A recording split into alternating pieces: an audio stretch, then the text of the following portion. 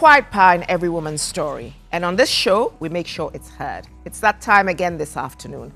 I'm Audrey Selormey, your host, and this is the Today's Woman Show, where we celebrate courage, creativity, and growth. Each week, we explore the journeys that teach us how to rise after the fall, lead with love, and live unapologetically. Welcome to your moment of inspiration. Our sponsors are Gino Tomato Paste, Onion and Pepper Mix, Jollof Mix, Gino Truly Cares, and Esso Aesthetics. This week, my thoughts, woman to woman, are centered on the topic, whisking dreams into reality. I call it my love letter to women who start small and dream big. My dear woman, yes, you are the ones who dare to dream beyond the confines of what society tells you is possible. You are the ones who take small steps every day towards your goals, never losing sight of the bigger picture. You may face challenges and setbacks along the way, but you never let them deter you from your path. You have the courage to keep pushing forward, to keep believing in yourself and your dreams. You are the ones who whisk your dreams into reality, turning your visions into tangible achievements. You inspire others with your determination and resilience, showing them that anything is possible with hard work and dedication. So here's to you, the women who start small and dream big. Keep shining your light and showing the world what you are capable of. Your dreams are worth pursuing, and you're worth every success that comes your way. Keep dreaming, keep believing, and keep making those dreams a reality. You are unstoppable. And we're going to go for a commercial break. Please stay tuned.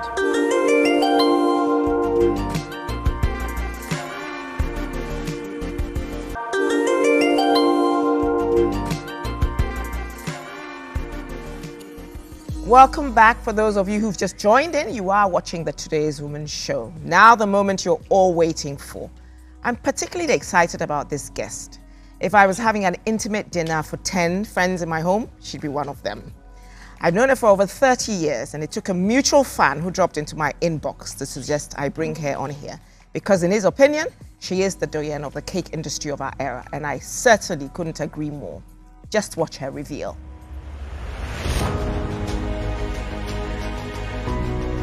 Sally Mercer Quaqraine is visionary founder and CEO of Dream Desserts, one of Ghana's most admired premium dessert brands, with a strong foundation in both culinary arts and business.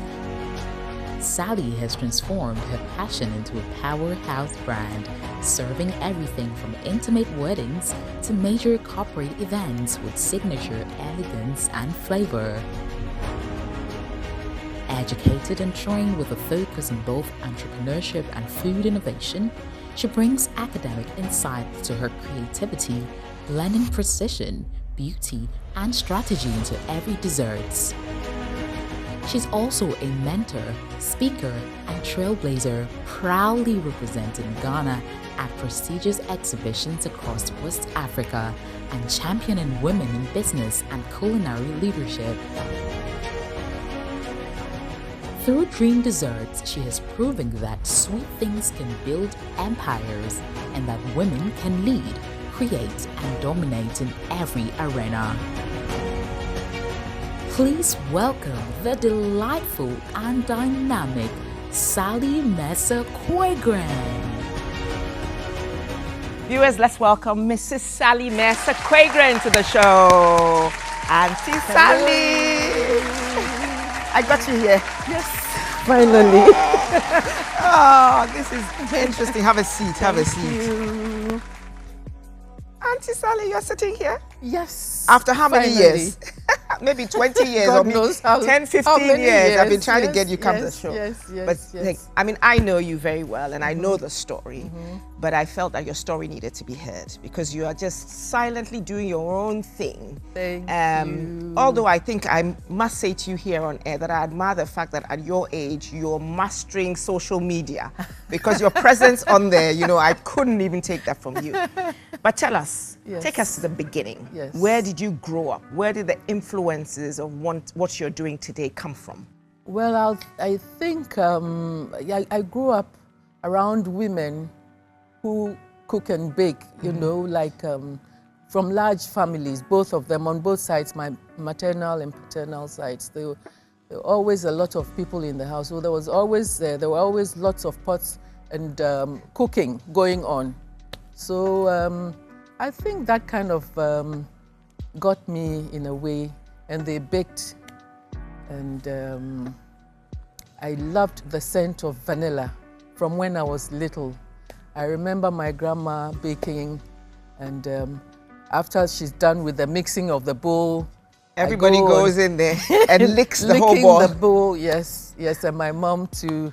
And so it's been a family thing. And all along I've loved to bake and cook, but more baking than cooking. Yes. And as I went along, I was buying cooking bakery books, utensils for baking, and you know, without a particular thinking that I wanted to bake and start a business with it. It grew into that. It grew into that. And when I started, I had a lot of stuff that I had bought over the years prior, and some of my mom's cookery books and cake books as well. Betty Crocker, I don't know if you know. Yes, of course I know Betty Crocker. Betty Crocker cookbook.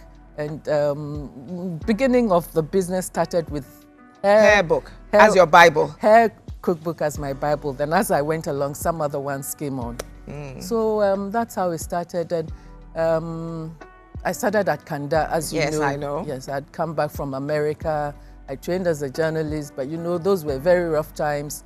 There were coups and counter coups and stuff. So I decided that I wasn't even going to go practice. into journalism at all. Because there was this day that I had gotten an appointment with GBC, and on that day, I think that was the Odate Wellington coup thing, and GBC was bombed and things. So I was on my way to work, and I just decided that no, enough is enough. Enough is enough. I was going to pursue that.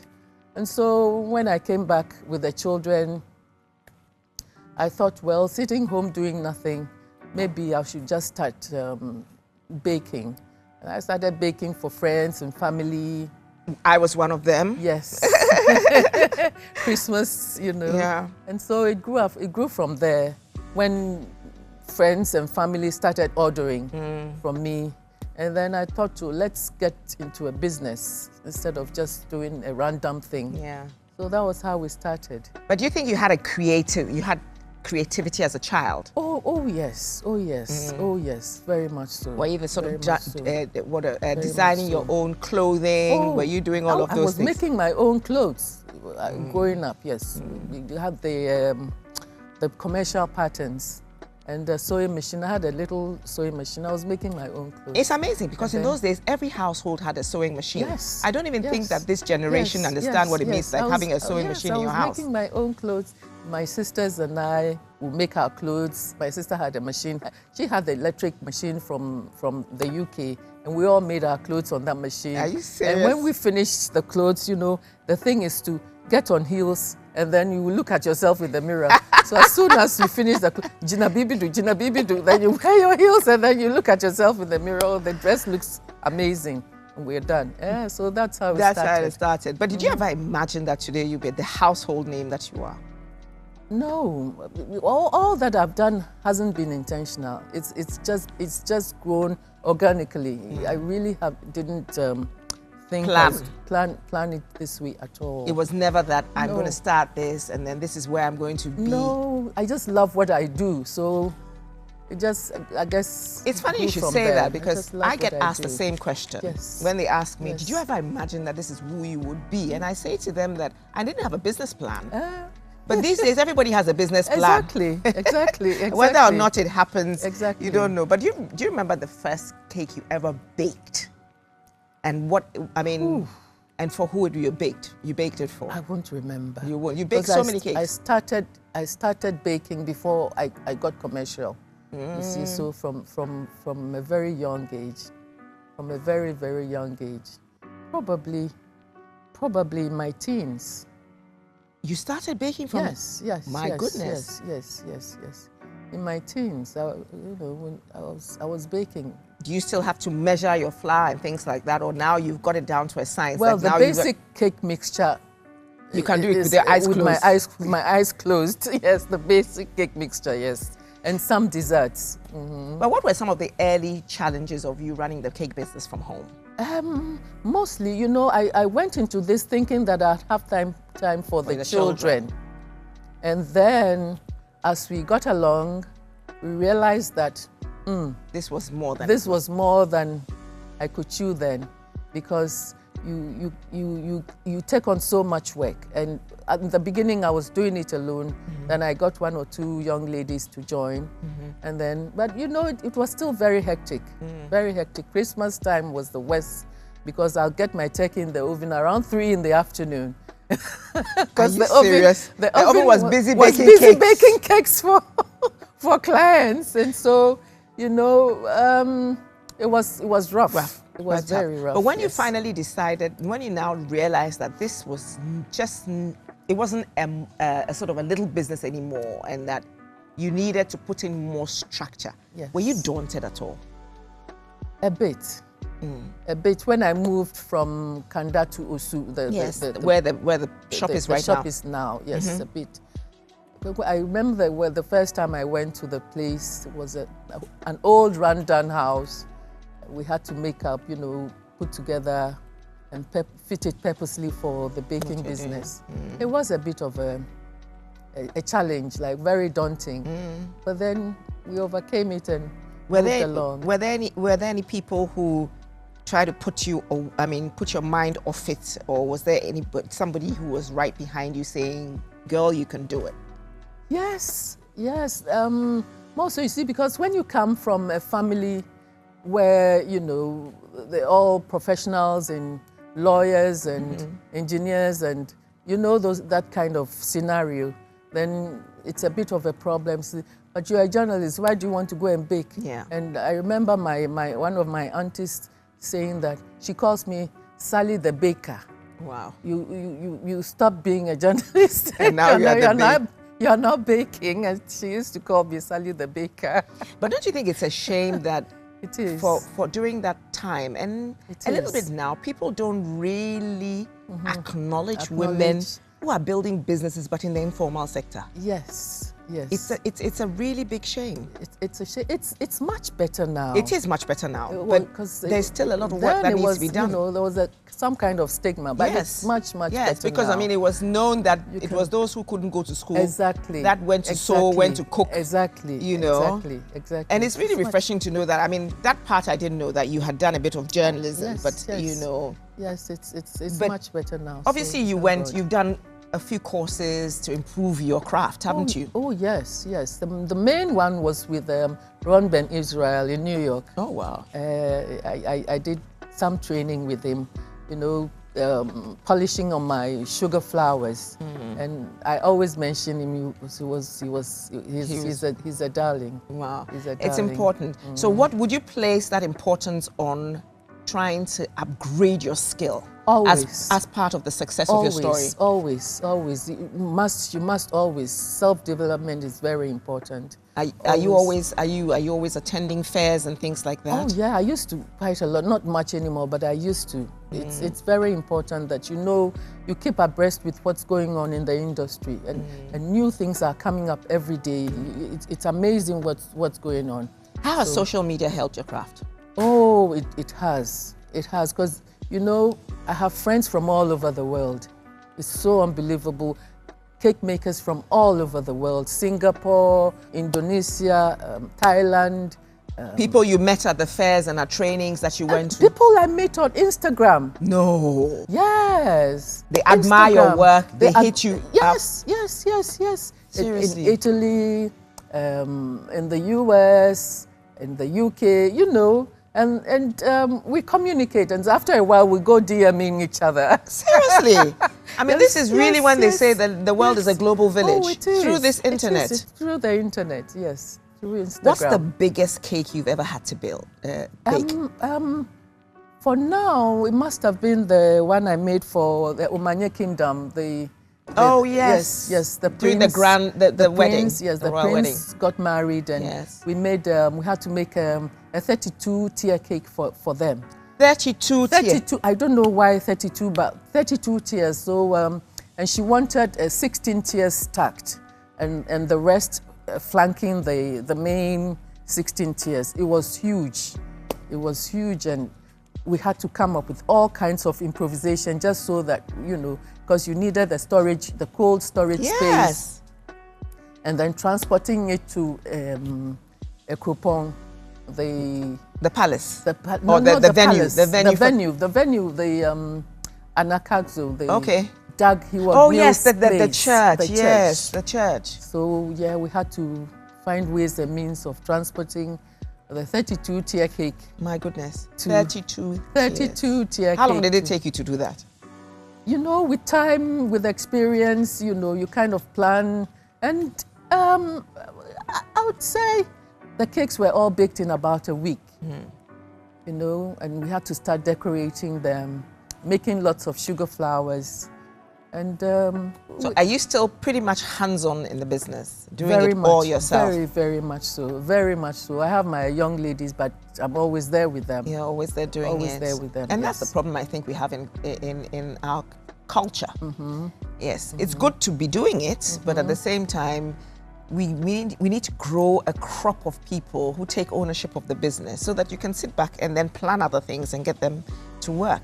But I call you, as he did, the doyen of the cake industry of our era. I mean, of course, there were the Hatchford. I feel honored. Was it Mrs. Florence Hatchford? No, she wasn't Florence. I don't remember her. But she was Mrs. Hatchford. Mrs. Hatchford. I remember her name yes, so well. She's my stepmother. Yeah, which is such a coincidence. Yes, coincidence. Which is such a coincidence. I used to go to her for little things here and there when she was. How does that feel that I call you the doyen of the cake industry of our era?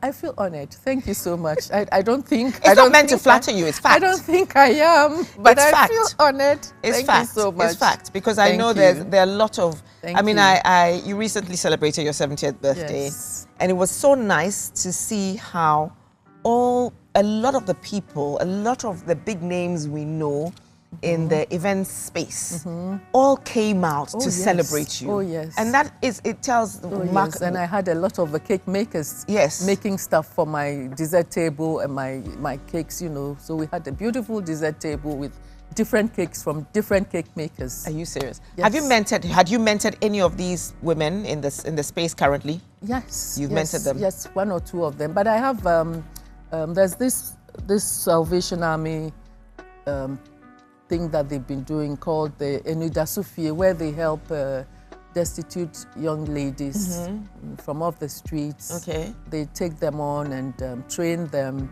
and they come to me for mentoring. Oh, that's good. And they come for internship and mentoring. Yes, so I've been doing that for a while now. What's the biggest lesson, I should say? What's the biggest lesson that entrepreneurship has taught you? You know, sometimes we take on, you know, you take an order, you take something on and you think, oh, this can be done in 2 hours. So you're fine, you know, you do other things. And then you realize that it takes more. You need more time. So that's the biggest. So not to chase necessarily, not always to chase the money aspect of it. Not at all. But to plan. Make sure that you give enough time to whatever commission you have. Now, what would you have say are some of your most personal sacrifices that you've had to make along this journey? It will come down to my children.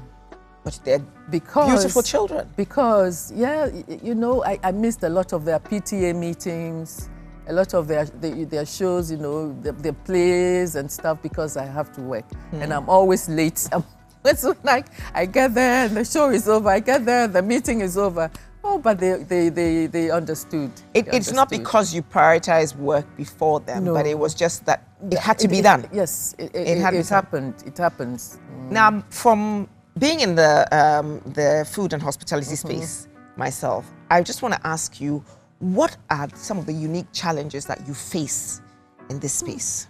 Challenges will be staffing, first of all. Number one, staffing. And then sourcing ingredients, you know, because what we do, we tend to use a lot of things that are imported. And expensive. Are not necessarily available, and expensive. So I think mainly those two. Yes. Those things. But what do you think we can do about it? Because, I mean, we can't just go on I would have, the first thing I would have said is staffing. Staffing, yes. You're saying staffing. Staffing. What do you think we can do about it? Because it's about time that we're able to Staffing, resolve this issue. I think it's now a cultural thing, you know, and I think it's the educational system. I remember going to school, civic education. They don't teach civic education now Anymore. And then the fear of God. You know, we go to church on Sundays, but are we really living Christ-like lives? That is a problem. We don't live Christ-like lives at all. We all think that you know, the only place to be Christ-like is in church. In church, and once when we church get is out, over, you know, and it's frustrating, but that's what we have to deal with. What one word would you describe your journey as? Looking back at Sally in Kanda and Sally today at Dream Desserts. Well, I'll say grace. I'll say grace. It's been the grace of God. It's amazing, but Grace. my last week, my guest said exactly the same thing, grace. It's grace. And yes. I think that for all of us, It's grace. it gets to a time in your life where you realize yes. that it is Oh, grace yes. that Oh, has yes. held you, Oh, yes. held you this far. Oh, yes. Oh, What's new for Dream Desserts? What's coming for Dream Desserts? Or you're still living day at a time, one day at a time? One day at a time. One day at a time. Because now I need to kind of get one of the girls, my girls, to join me. Succession planning. And nobody's ready now. They're all interested in the business. They tell me, but mommy, your dream is not my dream. So give us a bit of time.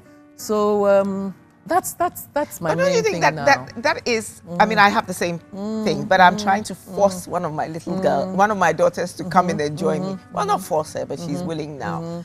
I think that's a problem, really, in terms of the fact that, yes, they have their lives, Yes. and we have our lives. But when we build these things, we build them thinking that they will live into posterity. Exactly. You know what I mean? Exactly. And then Exactly. we don't get people who will take them.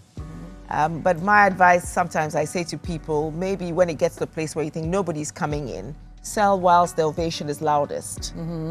And move on, because once you've built and you've put structures in there, anybody's able to come in and then take on the business, and the dream lives on, you know, because if somebody's not willing to bake, they can't be a baker unless, you know, you find. It's true, but you see, then comes the thing of, means you are, who would that person be? For me, it has to be family. Yes, it has For to, me, and it has to be you may family. find somebody within family Yes. who will carry Yes. it on. Yes, so I'm looking for that That one. is that Yes, we it need has to be- put that it in has to be prayer, family serious for me, prayer. yes. Somebody has to, because Yes. there's a time when you need to step Yes, back. Yes. Time for you now to enjoy all the fruits of your labor. I love coming to work every morning. My mother came to my mother But worked. You know that she worked till she was 87. Yes. When COVID knocked her. Yes. Yeah. I love coming, and I look at women like Sylvia Weinstock. Yes. She worked till she passed on. You know, Wow. she must have been in her 90s. She made the most amazing cakes in New York, in America, and she worked till she passed on. But the beautiful So thing is that I'm looking at that. once you have the strength Once you have the strength, by and the God's health, grace, yes. you keep it going. Keep going, yes. And then when you're no more, Yes. that's not your problem, Yes. is it now anymore? Exactly. You would have left a name after all. Exactly. Okay. So I'm going to move you to this side because we have 5 quick questions that I want to ask you. Okay. Okay. And it's going to be fun. It's a lighter part of the show. So come along. Let's go. Ooh. Yes.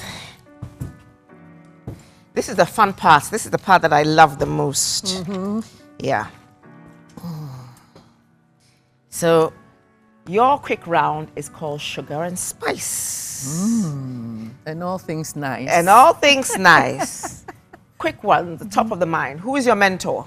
Barbara Baita. Oh, Auntie Shika. Flair Catering. Yes. Auntie Shika. For everybody in the food industry. Exactly. Or for most of us in the Yes, food industry. It has to be yes. Auntie Shika. Yes. Hi, Auntie Shika. I hope Auntie she's Shika. watching. What's your favorite flavor of cake to bake? Favorite? I'd say ginger and molasses.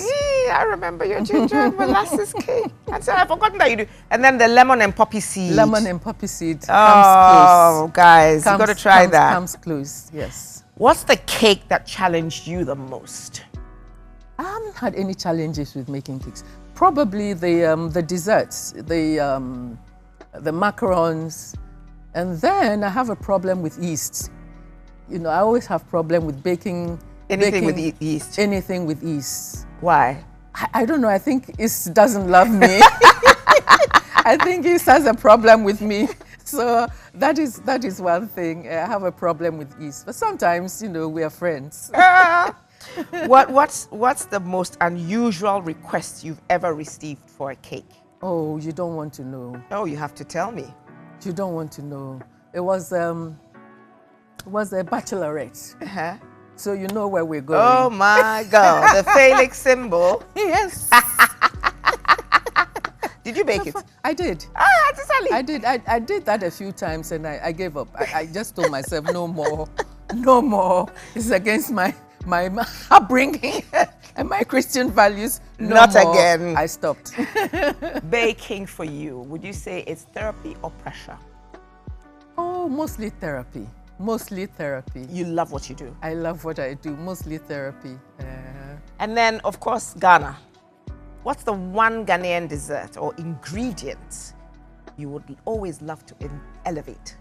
What do you think we don't use enough of, which we could actually use a lot more?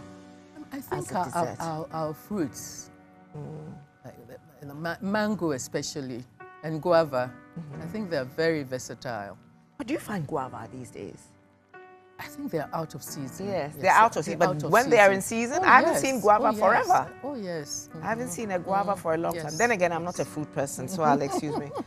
Now, viewers, we're going to go for a commercial break. When we come back, Auntie Sally has her activity. Stay tuned.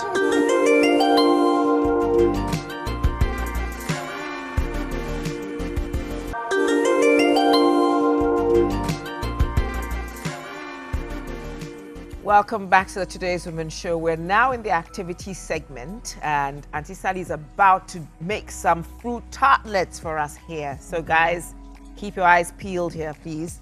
All right. So Auntie Sally, what do you have here? So we have our pastry shells filled with some cake and some custard. Okay. And with the fruit, mostly we use the berries, imported berries. Okay. But you know, sometimes you have to improvise, and especially when the fruits are not readily available or they are expensive, too expensive. You find what is on the local yes, market? we find the local market stuff. And So I can use any fruit? oh yeah. Any fruit of my choice? Some fruits you'd have to stew a bit. Okay. A fruit like pineapple, you'd have to stew, and guava, you'd have to stew. But mangoes are fine. Can I use watermelon? Watermelon, I'm thinking of the fruits on the market. Can I use watermelon? I guess you can, but you know it's quite And then it has a lot of water. a lot of water, so it might wet your pastry. Okay. You see. But there's a bit of a remedy for that. What I do is, especially when we have a large order and it's going on the next day, you know, we prepare ahead. We paint our pastry shells with apricot jam, and that stops it from soaking any fluids. Okay. So you it still, seals the seals, it seals the pastry, and so you still have your crispy interesting. pastry. Good tip. Because a few times I've had pastries that Have gone soggy. Soggy bottoms. We don't want that here. We don't want soggy We bottoms. don't want that here. Yes, Okay, so now you're going to do, so you've already sliced. I've sliced some mangoes. Yeah, mangoes. Yes. And then what are you using as the glaze over there? That's the apricot jam. Same apricot Same jam. apricot jam. Okay. It's very versatile. Okay. So this is what, I made one. And you made like a rosette. Like a rosette. That's beautiful. I made one ahead.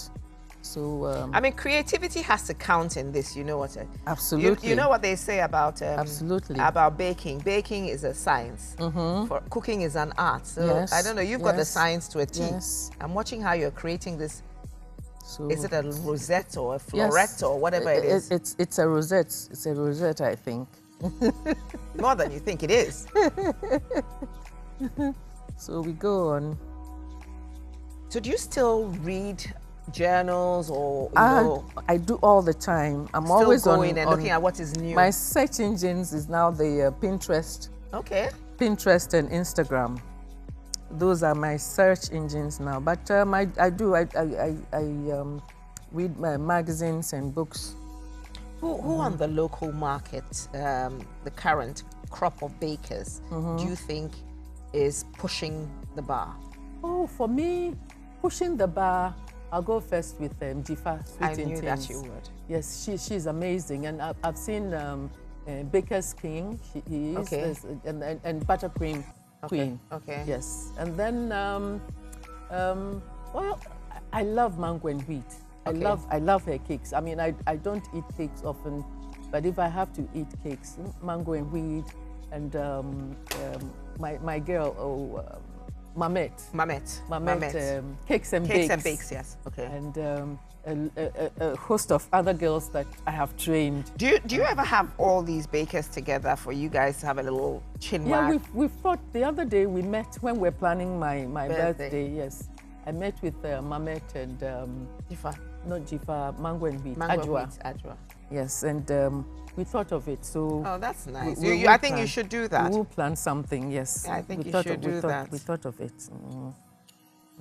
So I mean, Jifa, I know her in passing, not personally, but she does amazing shenanigans with her cakes. Yes, I call her the cake mechanic, cake engineer. And that requires a lot of creativity and science. Some physics, a lot of physics. She's amazing with that. And also Blanche, Bake Shop. Yes, of course. Yes. She's been there forever. She's been there forever, and she's one of my mentors as well. Okay. How old is Blanche now? She must be almost 80. Oh yes. Oh my goodness. She's fine.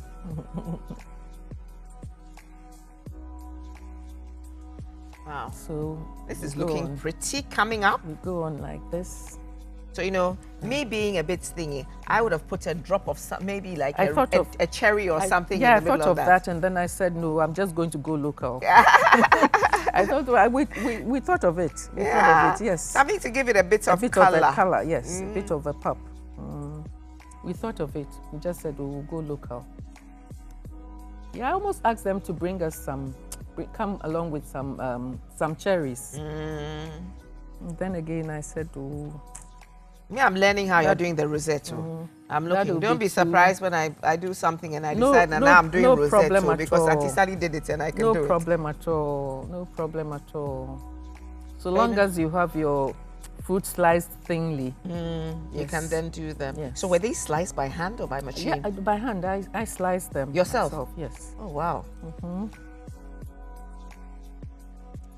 Now, I was telling somebody the other day that, I mean, I used to love cooking till cooking became my work. And now, no, I don't like cooking. It's a chore. It's a chore. You know, I mean, I cook when I have to. Yes. But but there's still the satisfaction when you have a satisfied client. Oh, all the time. It's the best feeling. You know, in I the come world. out and I'm like, yeah, okay, yeah, you still got it. You've still got it. You know what I mean? It's the best feeling in the world. And also, actually, for me, it's bragging rights for my staff because sometimes they think that, you know, you want to show them that you can actually do it, you know. Yes, indeed. So when I come in there, it's a progression of life, I guess, you know.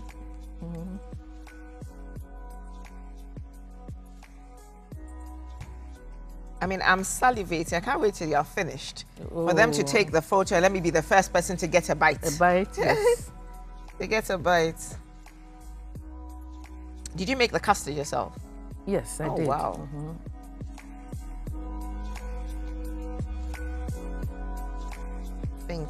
Everything is organically made. Yeah.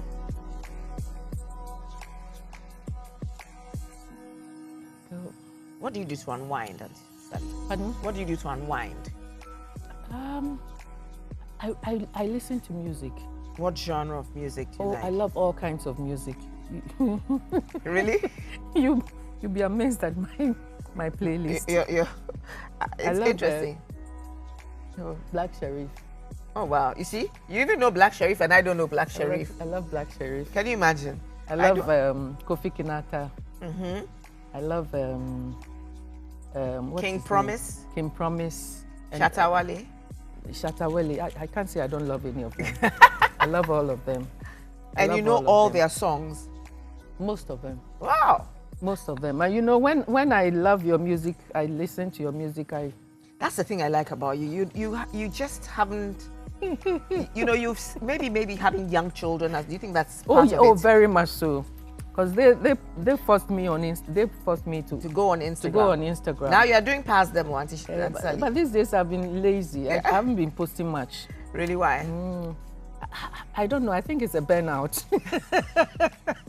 This is interesting. A social media burnout. Yeah, with each post, you have to come up with a story.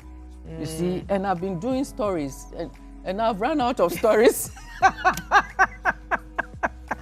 Don't crack me up, stories. But I'll be starting soon. No. I'll be starting soon. I wouldn't know how. Run out of stories. I wouldn't know how to because even start. What the girls told me, Mommy, you know, you can't just post pictures. You have to come up with a story, and it really helps to, you know, to get it going. Get it going, you know, get you more followers, because I haven't been on Instagram for quite some time now. I think from about March or February. Seriously. And the numbers are not going down. I'm That's getting good. more followers, and I'm good. thinking it's because of the stories. Oh. Yes, because people come back with comments about my stories. Yes. So. Oh, I don't know how. I have a thing about putting myself on or on any of the social media. I'd rather get somebody else do it for me, so then I don't have to think. You know, when someone else does it, it doesn't have the feeling, the soul. Yes. Yeah, the soul of the business. And exactly. And the spelling and grammar and problems. Yes. I just told myself, look, you can do it, so why don't you do it yourself? And now there's a burnout. Don't worry, fresh thoughts, fresh things shall come, and you'll be fine with it. The freshness will come shortly. Viewers, I hope you are salivating as much as I am with this, you know, because it's coming up so beautifully. So ripe, and yes, it's such an amazing smell. It smells so good. Mango season. Yeah, mango season. So we just use a seasonal fruit to do it. So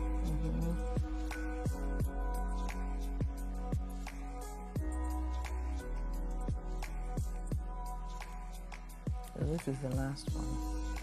Then I'm going to glaze them. Yes, with your apricot jam. Apricot jam. Maybe you should open a school, don't you think? Have you ever thought of having a school? Yeah, I've been training young ladies, yes. You know, one or two here and there. Maybe, but the energy for it? And the time? I don't have patience. Oh, okay. You Okay, see? so you're like me. I'm not a good teacher. I'm not a good teacher. I'm not a good I don't teacher. have patience. I'm not a good teacher. I don't suffer fools gladly. I will scream immediately. I tell people all the time. You know, that's my problem. I'd rather always have teachers come teach my children because I was not the mommy who did homework. You know what I mean? I was not. I expect you to do the homework, but I'm not the mommy who does it with you. I guess we're good now. Yeah, you're good. It's beautiful. So having a school will be. You have to have the patience to be able to teach. Because when I teach once or twice and you don't get it, it really bothers me. Olulo. I mean, what is that? Oh, it just bothers me. I'm not a good teacher. But the young ladies that I've trained, they're doing good, yes. And which is what we want. They tell me, oh, I was the best. Which is what we want, you know. But a lot of screaming and, you know, funny enough, shouting. A lot of my staff, they know me. I mean, I can be very hard on a particular person. Yes, because you want the best from them. But that person ends up being the best. Yes, absolutely. Yes. You want the best from them. So I them. tell them that if I'm really being very hard on you, that's because I have an interest in you. I think that you have the potential. Your and invariably they do. You know, I mean, I don't waste my time on somebody who doesn't have, you know, what it takes or the initiative. Coming on beautiful. So what happens is when you don't glaze the fruits, after a while they go dull. Oh, so this preserves their texture, their color, everything. Yes, the glaze gives it a bit of shine and it looks fresh. Would you touch this at all at any point? Could you? Yes, you can. Maybe to give it a bit of a caramelized. Yes. You put a bit of sugar and then glaze it. You can. That's another take. Touch it. Yes, absolutely. So you've got the short crust pastry, cake, some cake, custard, and then the fruits. And then the fruit. This is nice. So different textures going on there. Yeah. Different amazing textures going on there. And a bit of rum in the custard. Oh, wow. A bit of rum. Someone's going to get drunk now. A bit of rum in it. Just to flavor it in the custard. To give it a bit of a kick, you know. I think we're good. Oh, this is beautiful.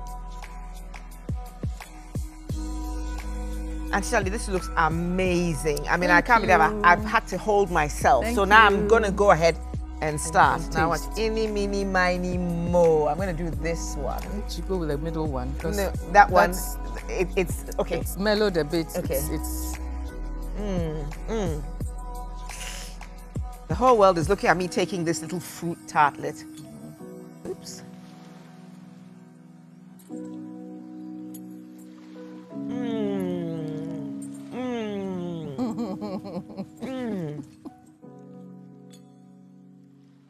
Oh, I can't even speak.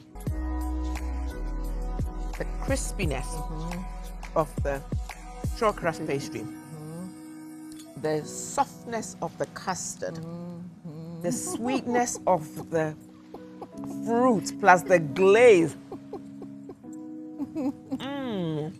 Different textures. And that's the ultimate dessert, to have all the different textures. I'm not sharing this with the production team. I'm sorry, guys. I'm going to take you home.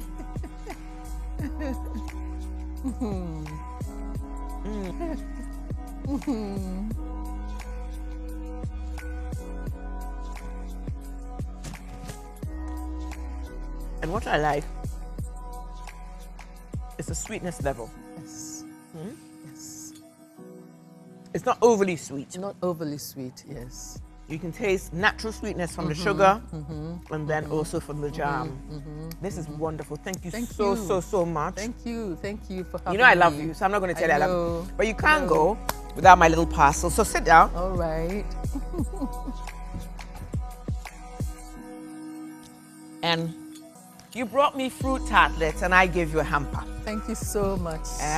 This is from me and the entire Today's Woman crew, sponsored by Gino. Thank you. You have everything to make yourself a lovely meal and to shorten your grocery list this week. Thank you so much. Okay, so thank you for coming.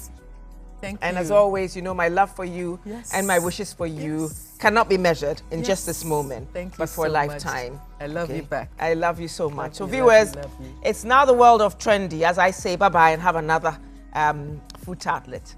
Stay tuned. Thank you.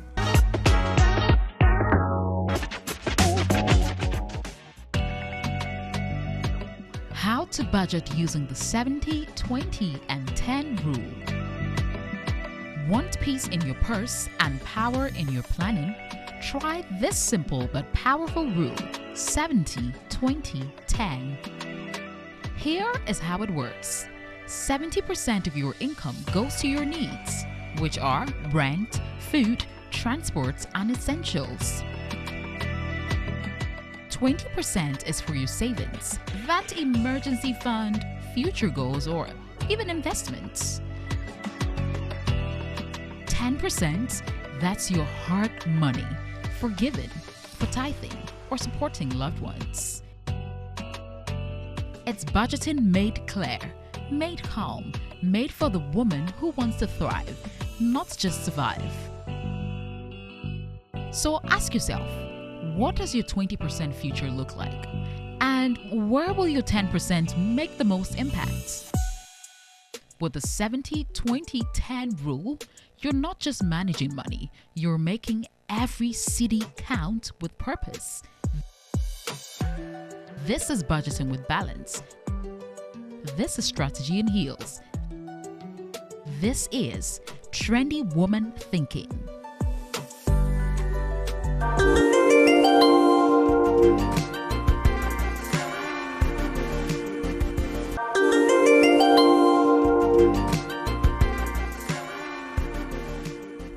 Welcome back. I'd like to acknowledge our sponsors again: Gino Tomato Mix, Gino Pepper and Onion Mix, Gino Jollof Mix, Gino Truly Cares. Now it's the woman on the move. Stay tuned.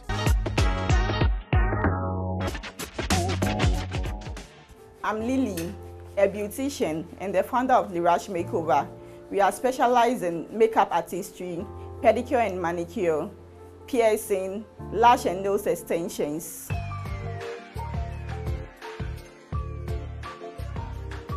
I've always had a passion for beauty.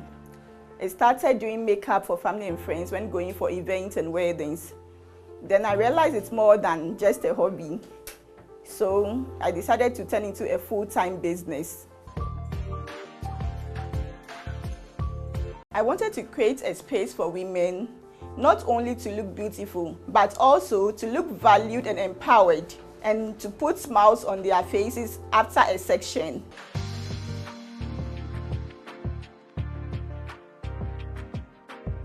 A typical day for me, it's busy but very fulfilling. I start my day by going through my bookings, prepping the studio, making sure everything is clean and ready for a client section.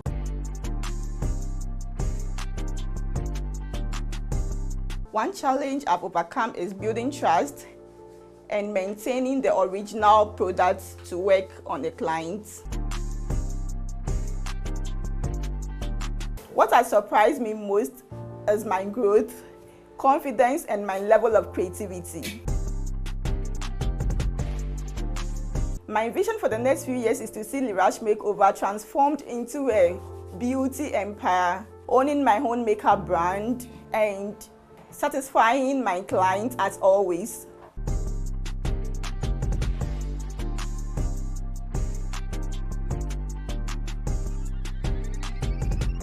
Smiles from clients, good reviews, and the reason I started this journey keeps me motivated on tough days.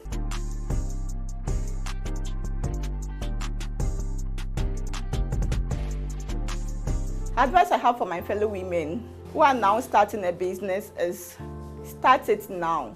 Use whatever you have to start. Any amount you have, just give it a push, and at the end of the day, to be worth doing.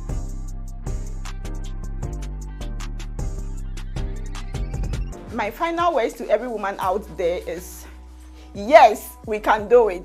Let's keep pushing. And the universe is so big to contain all of us. I hope Lily's story was inspiring, and that you know that you can start anything if you put your mind to it and are dedicated to it. That time to say goodbye, I'm afraid. I hope you've enjoyed every moment of today's show, and that Auntie Sally's journey is a powerful reminder that greatness often begins right at home with a simple idea, a little faith, and a lot of heart. She didn't wait for permission or perfection. She began with what she had and built dream desserts literally into a dream fulfilled. To every woman watching the Today's Woman show today, your gift is enough. Your vision is valid, and your dream is worth baking into reality. Literally, no pun intended. Whether you're starting small or standing tall, know this: your story matters.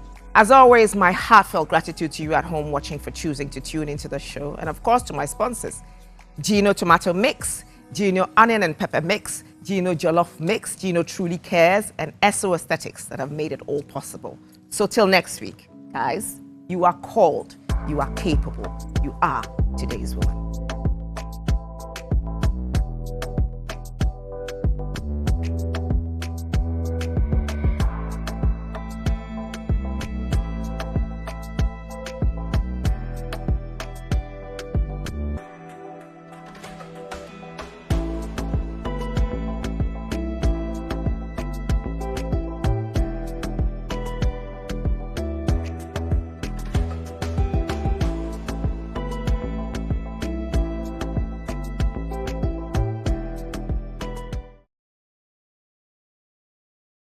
Today's Woman is brought to you by Gino Pomo Tomato Mix.